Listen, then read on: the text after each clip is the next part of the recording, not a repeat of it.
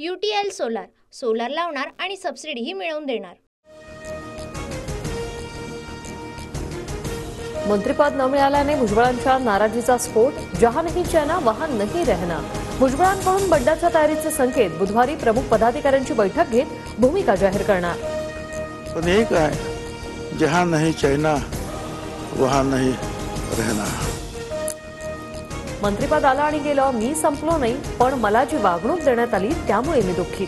भुजबळांची प्रतिक्रिया, मी खेळणंय का तुमच्या हातातलं? भुजबळांचा संतप्त सवाल।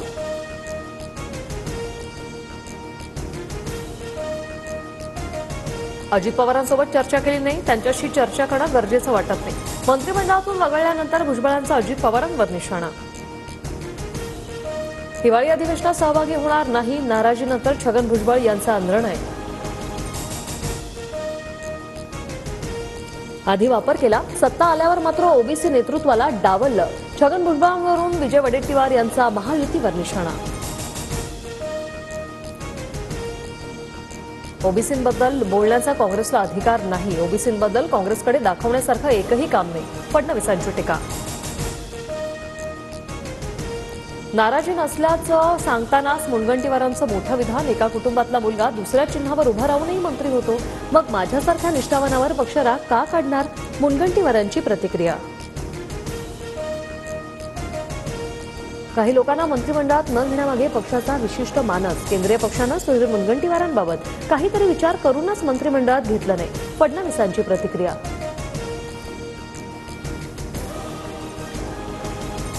मंत्रिपद न मिळाल्यानं 7 नेते नाराज, रवी राणांसह शिंदे गटाचे शिवतारे, तानाजी सावंत, प्रकाश सुर्वे आणि नरेंद्र भोंडेकरांची नाराजी। नाव कट झाल्याचं दुःख नाही, पण विश्वासात घेऊन काम केलं पाहिजे। 2.5 वर्षांनी मंत्रिपद दिलं तरी मी घेणार नाही, विजय शिवतारे यांची संतप्त प्रतिक्रिया। मंत्रिमंडळ विस्तारात मित्रपक्षांचा विचार न करणं हे दुर्दैवी। निवडणुकीत आम्ही महायुतीचं शेत चांगलं कसलं, पण आता खळ्यावरून आम्हाला बाहेर काढलं। सदाभाऊ खोतांकडून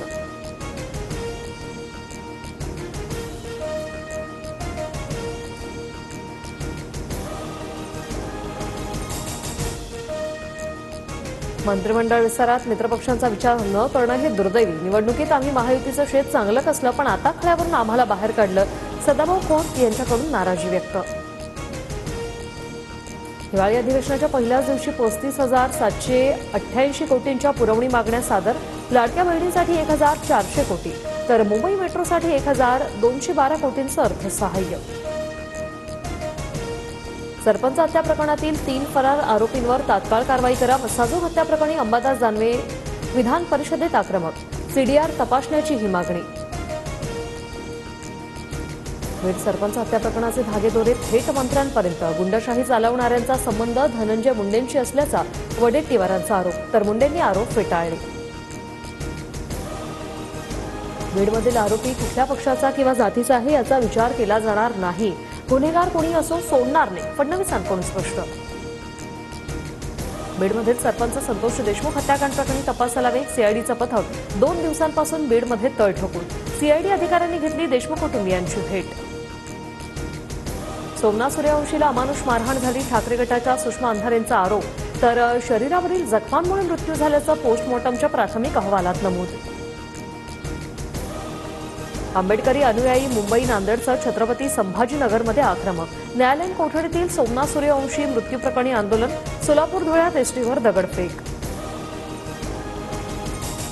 बेडच्या परळीतील व्यापारी अमोल डुबे अपहरण प्रकरणी पोलिसांची कारवाई, 5 आरोपींना अटक, 2 चारचाकी गाड्यांसह 1 पिस्तूल आणि जिवंत काडतूसही जप्त। एक देश एक निवडणूक विधेयक उद्या लोकसभेत मांडलं जाणार, दुपारी 12 नंतर केंद्रीय कायदे आणि न्याय मंत्री अर्जुन राम मेघवाल मांडणार विधेयक।